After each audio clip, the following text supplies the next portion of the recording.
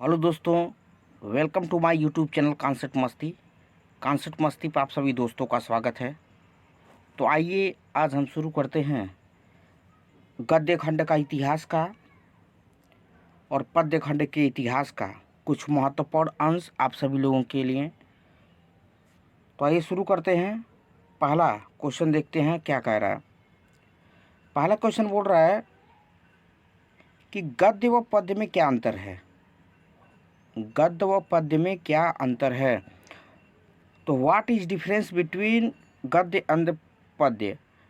तो गद्य और पद्य क्या होता है, इस चीज़ को आपको जानने के लिए देखना पड़ेगा क्या होता है। तो इसका आंसर देखिए होता क्या है।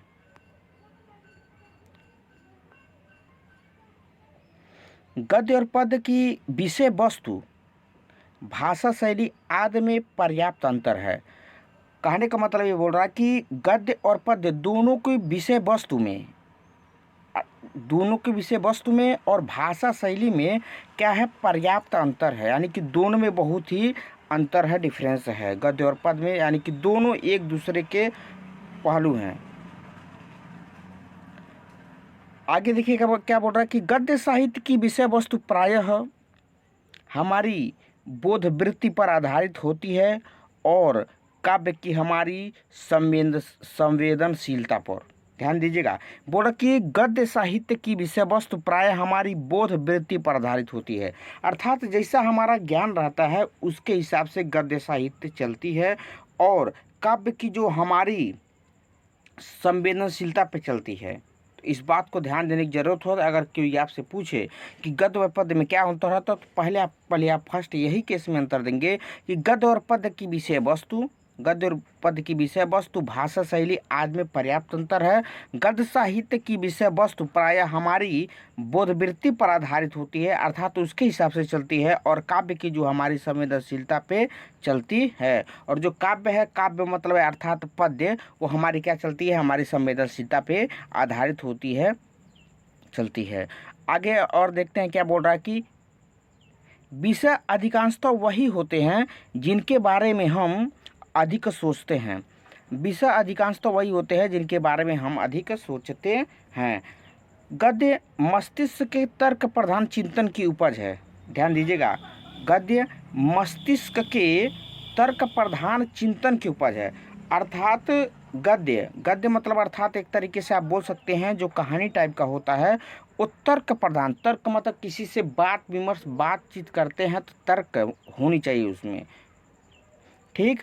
तो चिंतन की उपज है। आप जितना चिंतन करेंगे अर्थात विचार विमर्श करेंगे, तर्क करेंगे, तो आपको चीज़ें मिलेंगी। गद्य ये होता है, ठीक। इसके बाद इसके मुख्य विषय हमारे दैनिक कार्यकलाप, ज्ञान विज्ञान, कथा वर्ण व्याख्या आदि है। इसके मुख्य विषय क्या बोल रहा है कि दैनिक कार्यकलाप, ज्ञान विज्ञान, कथा वर्णन व्याख्या आदि है। संक्षेप में काव्य का संसार, इधर देखिए संक्षेप में मतलब शॉर्ट फॉर्म में अगर इसको बोला जाए तो काव्य का संसार बहुत कुछ काल्पनिक है किंतु गद्य का व्यवहारिक है। व्यवहारिक मतलब जो हम प्रैक्टिकल चीज़ें करते हैं, जो हम आसपास अपनी चीज़ों को देखते हैं, वो गद्य होता है।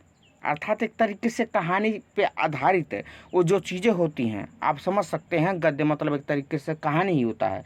कहानी से रिलेटेड अर्थात जो व्यवहारिक हो, जो हम उस चीज़ को देख सकते हों, कर सकते हों, समझ सकते हों, बोल सकते हैं, वो चीज़ें गद्य के अंतर्गत आती हैं। और काव्य क्या होता है, काल्पनिक है। यानी कि जो हम कल्पना करते हैं, मानो ऐसा होगा या वैसा होगा, जिसको हम देख नहीं सकते, सिर्फ इमेजिन करते हैं माइंड में, दिमाग में कि इस तरीके से होगा, उस तरीके से होगा, सेम इस तरीके के, तो वो काव्य होता है। काव्य अर्थात पद्य उसको बोलते हैं। गद्य अर्थात एक तरीके से आप कहानी मान सकते हैं, ठीक। तो ये पहला क्वेश्चन था कि गद्य और पद्य में क्या अंतर है, तो आप देख सकते हैं, ठीक। अगले क्वेश्चन पे आते हैं। अगला क्वेश्चन क्या होता है आपका, देखिए अगला क्वेश्चन बोल रहा है आपका, वर्तमान हिंदी भाषा किस बोली का साहित्यिक रूप है। वर्तमान हिंदी भाषा किस बोली का साहित्यिक रूप है। तो बोली हमारे यहाँ जानते हैं ना कि मतलब जो बोली होती है, बोली में अर्थात एक तरीके से बोली के अंतर्गत ही भाषा आती है। तो हिंदी भाषा किस बोली का साहित्यिक रूप है। तो बोली साहित्यिक रूप है। तो वर्तमान हिंदी भाषा खड़ी बोली का साहित्यिक रूप है, अर्थात खड़ी बोली एक तरीके से बोला जाता है। खड़ी बोली वर्तमान हिंदी भाषा खड़ी बोली का साहित्यिक रूप है, इसको देख सकते हैं आप। ठीक, अगला क्वेश्चन पाइए क्या बोल रहा है। अगला क्वेश्चन बोल रहा है कि वर्तमान हिंदी गद्य साहित्य के विकास का विभाजन उनके काल के अनुसार कीजिए। ध्यान दीजिए, हिंदी गद्य साहित्य के विकास का विभाजन, अर्थात जो हिंदी गद्य का विकास हुआ है, गद्य अर्थात कहानी का जो विकास हुआ है, ध्यान दीजिए, जो कहानी का विकास हुआ है तो कौन से कवि के अनुसार, जैसे मान लीजिए हम लोग टेंस पढ़ते हैं तो कितने काल होते हैं, एक मान लीजिए आपका भूतकाल हो गया, वर्तमान काल हो गया और भविष्य काल हो गया। तो जैसे हम लोग कहते हैं ना कि मतलब काल को कितनी भागों में विभाजित किया गया है या विभाजन किया गया है समय को, काल को, उसी तरीके से ये भी है कि हिंदी गद्य साहित्य के विकास, अर्थात जो हिंदी अपना विकास किया है तो समय दर समय किया होगा। तो मान लीजिए आज जो समय है कल समय नहीं रहेगा। आज जो आदमी विकास किया, अपना योगदान दिया है, तो वो आगे हो सकता है कुछ दिन में उसकी मृत्यु हो सकती है या किसी कारणवश वो छोड़ दें तो वो दूसरे किसी का आदमी का आ जाएगा ना फिर। क्योंकि जो साम्राज्य होता है या कोई युग होता है, किसी व्यक्ति का कुछ दिनों तक राज रहता है, उसके बाद से दूसरे व्यक्ति उस पर आसीन हो जाते हैं। जैसे मान लीजिए अगर क्रिकेट की बात की जाएगी तो क्रिकेट में मान लीजिए सचिन तेंदुलकर का कुछ दिनों तक राज था, कुछ दिनों तक वीरेंद्र सहवाग का राज रहा, कुछ दिनों तक विराट कोहली का राज रहा। तो ऐसे ऐसे समय दर समय लोगों का राज आता चला जाएगा। बैडमिंटन की बात करेंगे तो साइना नेहवाल, उसके बाद से पीवी सिद्धू। तो ऐसे ऐसे मतलब हमेशा किसी न किसी का समय आता है। और इस तरीके से तो विकास जो हमारा हिंदी गद्य विकास किया है तो किन किन कवियों को हिसाब से विकास किया है, तो उसी को क्या करना, आपको दर्शाना है, दिखाना है।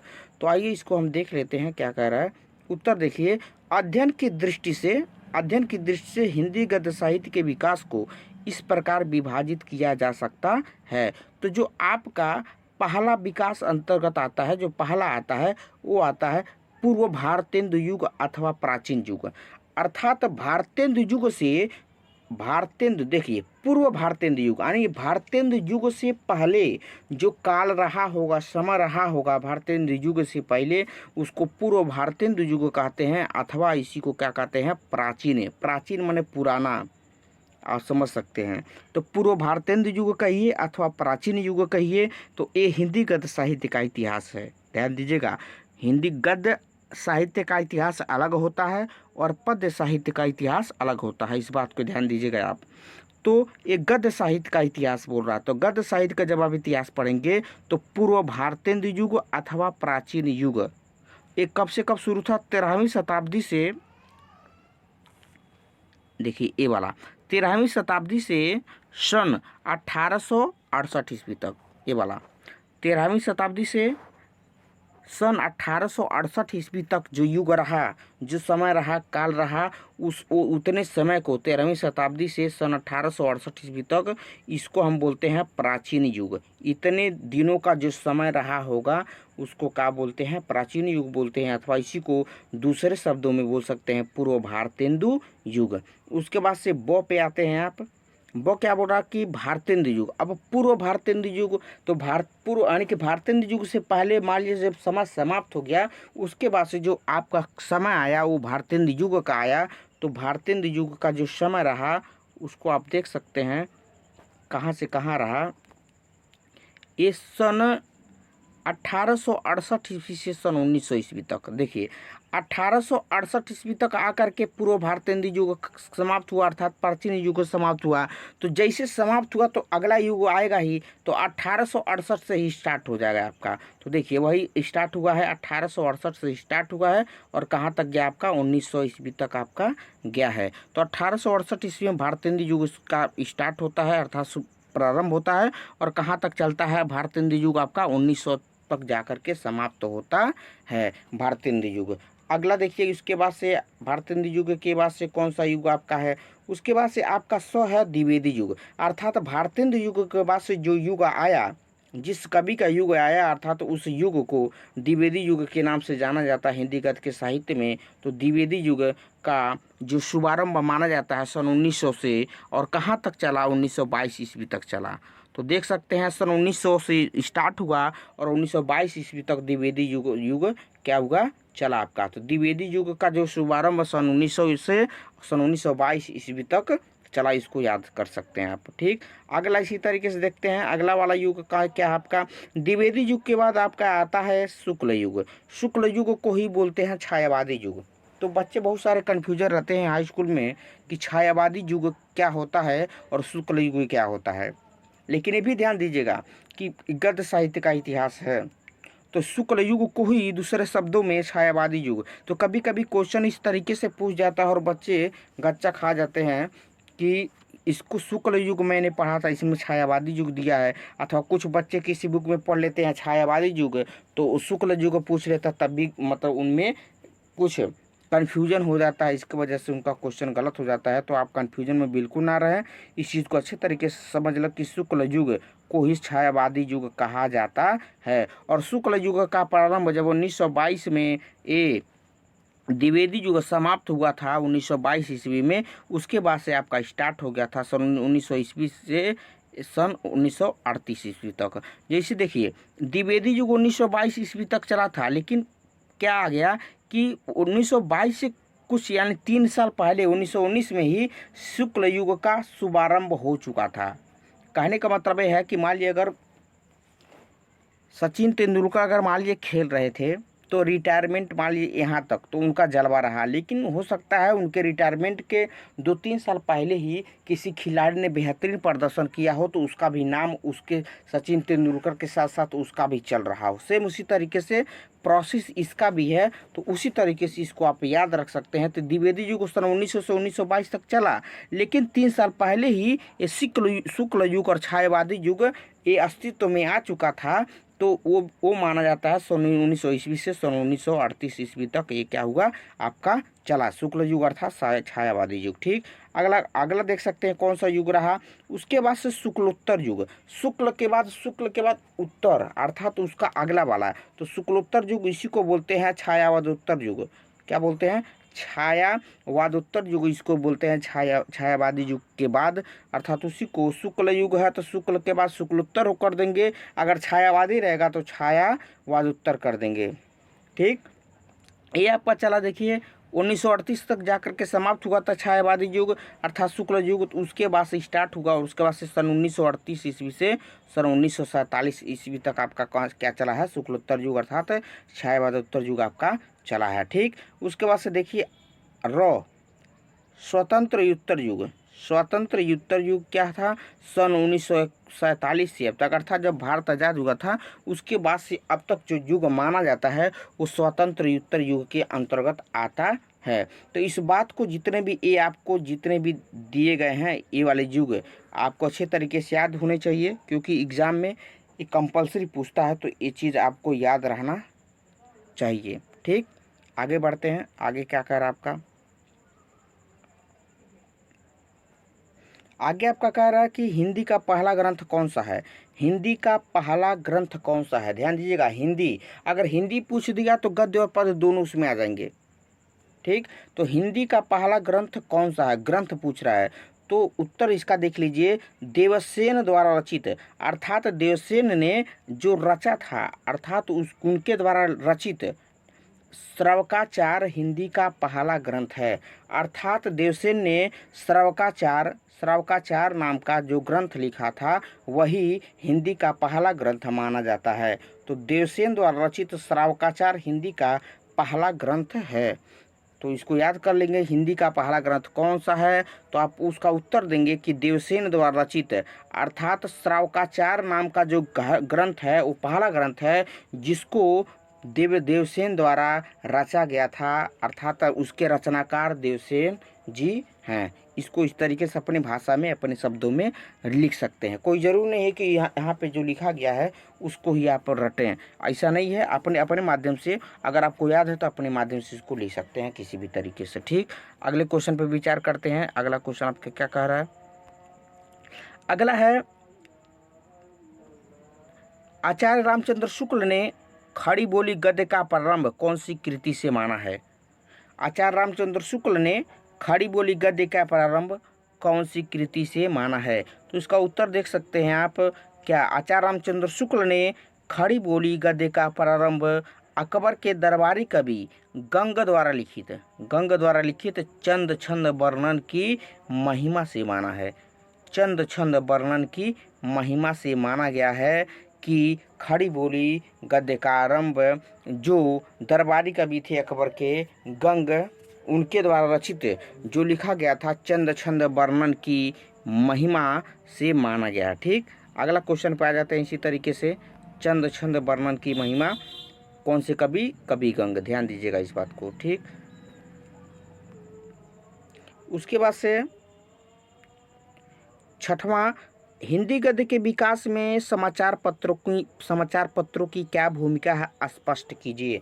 हिंदी गद्य के विकास में देखिए, आज के ज़माने में एडवर्टीजमेंट अर्थात प्रचार प्रसार बहुत मायने रखता है। देखते होंगे आप कभी आप न्यूज़ देखते होंगे या कभी यूट्यूब पे ही कुछ देखते होंगे, तो आपको जो चीज़ें नहीं पता होती हैं, कभी ऐड आता है तो आपको चीज़ पता चल जाता है। या कितना भी अगर ख़राब कोई चीज़ होता है, कोई अगर अभिनेता अभिनेत्री उसका अगर आकर के प्रचार प्रसार कर देता तो आप उस चीज़ को जान जाते हैं और कोशिश करते हैं कि मैं वो चीज़ मंगा लूँ। तो वही चीज़ होता है कि भूमिका क्या रही है कि हिंदी गद्य के, उसी तरीके से इसमें है कि हिंदी गद्य के विकास में समाचार पत्रों की क्या भूमिका रही है, स्पष्ट कीजिए। ठीक, तो आप देख सकते हैं क्या भूमिका रही है कि हिंदी गद्य के विकास में समाचार पत्रों ने महत्वपूर्ण भूमिका अदा की है। ठीक, महत्वपूर्ण भूमिका निभाया है। समाचार पत्र हिंदी साहित्य की प्रत्येक विधा के बारे में अपने अपने दृष्टिकोण प्रस्तुत कर इनका प्रचार करते हैं। तो जैसा जो विधा का मतलब हो गया कि मान लीजिए कहानी हो सकता है, नाटक हो सकता है, रिपोर्टाज हो सकता है, संस्मरण हो सकता है। ठीक है, ये विद्या है। विद्या मतलब अलग अलग तरीके का। ठीक है, वो क्या उनके माध्यम से अलग अलग चीज़ें प्रसारित की गई। जिस अगर मान लीजिए आप उसको पेपर में पढ़ेंगे तो आपको भी ज्ञान होगा, आप दूसरे किसी को पढ़ाएंगे तो इस तरीके से प्रसार होगा ना। तो वही तो किसके माध्यम से हो रहा? समाचार के माध्यम से। तो समाचार पत्रों की भूमिका थी कि इसको हिंदी साहित्य का जो विकास है उसको आगे लाया गया, किसके? समाचार पत्रों के माध्यम से। और इसके बाद आगे देख सकते हैं, सर्वप्रथम दैनिक समाचार पत्र समाचार सुधा वर्पण तथा उत्तर प्रदेश से प्रसारित पहला समाचार पत्र बनारस अखबार माना गया है।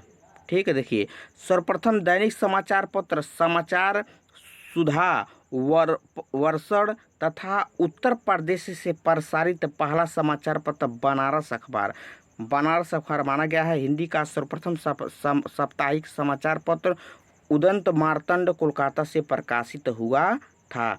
हिंदी का सर्वप्रथम साप्ताहिक समाचार पत्र।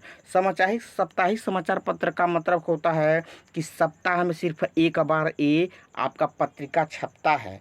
और मासिक समाचार पत्र का मतलब होता है महीने में सिर्फ एक बार इस पुस्तिका का क्या आती है, सिर्फ महीने में एक बार छपती है। और साप्ताहिक लिखा अर्थात सप्ताह में सिर्फ एक बार। और रोज का डेली का अगर मान लीजिए होता है तो पर डे आपको वो न्यूज़ छपती है। जिस आज के ज़माने में दैनिक जागरण हो गया, दैनिक भास्कर हो गया, पंजाब केसरी हो गया, हिंदुस्तान हो गया, स्वतंत्र चेतना हो गया, अमर उजाला हो गया, बहुत सारे मतलब समाचार पत्र हैं जो आपको निकलते हैं। तो ये पर डे वाले हैं। ठीक है, लेकिन कोई आप पत्रिका देखते होंगे तो सिर्फ महीने में अथवा सप्ताह में सिर्फ एक बार मिलता है। तो अगर सप्ताह में निकलेगा तो उसको साप्ताहिक समाचार पत्र बोल देंगे, और कोई एक महीने में निकलेगा तो उसको मतलब क्या मासिक समाचार पत्र मान लेंगे, और कोई साल भर पे निकलता हो तो उसको एनुअल मतलब मानते हैं। ठीक, इस तरीके से आपका ये हो गया। ठीक, अगला देखते हैं क्या बोल रहा है। अगला है कि भारतेंदु युग की भाषा शैली पर प्रकाश डालिए। अर्थात भारतेंदु युग की भाषा शैली पर प्रकाश, अर्थात भारतेंदु युग जो था उसमें भाषा शैली कैसी थी, किस प्रकार के भाषा अपनाई जाती थी भारतेंदु युग में, उस चीज़ को आपको मतलब देखना है। तो उस चीज़ को उत्तर देख लीजिए क्या बोल रहा है। आपका उत्तर जो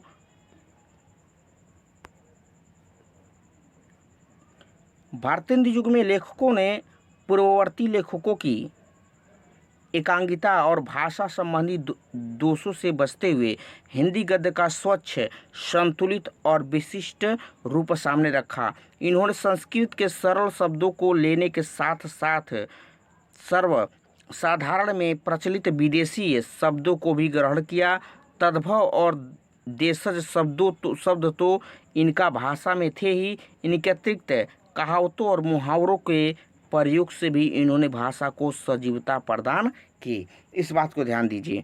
इसमें कहा गया है कि काफ़ी ज़्यादा इम्पोर्टेंट रहा भारतीय युग में भाषा शैली पे प्रकाश डाला गया था कि स्वच्छ हिंदी गद्य का स्वच्छ, संतुलित और मतलब शिष्ट रूप, शिष्ट मतलब अच्छा, संस्कारित रूप देखने को मिला। मान लीजिए कोई चीज़ अगर गड़बड़ हो जाती है तो अगली बार वही आप काम करेंगे तो उसमें क्या करेंगे, आप कुछ सुधार करने की कोशिश करेंगे। ये नहीं कि आज जो गलती हो चुका तो फिर से वही गलती करेंगे, नहीं। इसके पहले के पूर्व भारतीय युग में जो गलती हुई थी भाषा में तो उसमें और सुधार किया गया। जैसे मान लीजिए कोई भी चीज़, अगर मान लीजिए मोबाइल आज मान लीजिए आप चला रहे हैं तो आने वाले समय में अगला कोई मोबाइल अगर इसी कंपनी का निकलेगा तो उसमें फीचर या बहुत सारी चीज़ें क्या होती है उसमें मतलब आ जाती हैं, नई नई चीज़ें उसमें फीचर्स के रूप में आ जाती हैं। तो वही चीज़ें होता है कि मान लीजिए जो गलती दोहरा दी जाती है तो दोबारा गलती ना हो तो उसके लिए उसमें और चीज़ें अच्छे ढंग से जोड़ जाती है। और साथ ही इसमें देख सकते हैं कि देशज मतलब देश की जो मुख्य भाषा है उसको तो लिया ही गया था। तद्भव, संस्कृत का आप जानबे करते हैं, तद्भव शब्द होता है। देशज शब्द मतलब होता है देश की जो मतलब देश के जो क्षेत्रीय भाषाएं होती हैं उनसे कुछ शब्द होती हैं उनको लिया गया था। साथ ही साथ अतिरिक्त क्या मुहावरा जानबे करते हैं, कहावतों और मुहावरों के प्रयोग से भी इन्होंने भाषा को सजीवता प्रदान किया है, अर्थात उसको बहुत ही बेहतर तरीके से बताने की दर्शाने की कोशिश की गई है किसमें, भारतीय युग में। तो इस चीज़ को आप अच्छे तरीके से याद रखें। अपनी मर्जी से लिखने की आवश्यकता होती है, किसी भी तरीके से इसको लिख सकते हैं। ठीक, अगला देखिए आप, 8वां, द्विवेदी युग कौन से साहित्यकार के नाम पर पड़ा। द्विवेदी युग कौन से साहित्यकार के नाम पर पड़ा, इस युग की समय सीमा लिखिए। तो आपको अगर पूछेगा इस तरीके का क्वेश्चन तो द्विवेदी युग आप समझ सकते हैं तो कोई जरूर द्विवेदी रहे होंगे जिनके नाम पे, जिस साहित्यकार के नाम पे द्विवेदी युग पड़ा। इसे मान लीजिए शुक्ल युग है तो कोई शुक्ल रहे होंगे जिनके नाम पे शुक्ल युग पड़ा, ठीक ना। उसी तरीके से द्विवेदी जी हैं तो द्विवेदी युग अगर बोल रहा है तो इसका मतलब है कोई द्विवेदी जी रहे होंगे जिनके नाम पे पड़ा। तो देख सकते हैं कौन से वो साहित्यकार थे जिनके नाम पे द्विवेदी युग पड़ा और उनकी समय सीमा मतलब कब से शुरू हुआ था और कब समाप्त हुआ था, इस चीज़ को बताना है आपको। ठीक, तो आप देख सकते हैं भारतेंदु युग के पश्चात आचार्य महावीर प्रसाद द्विवेदी के महत्वपूर्ण योगदान के कारण इसका नाम द्विवेदी युग पड़ा। ध्यान दीजिए,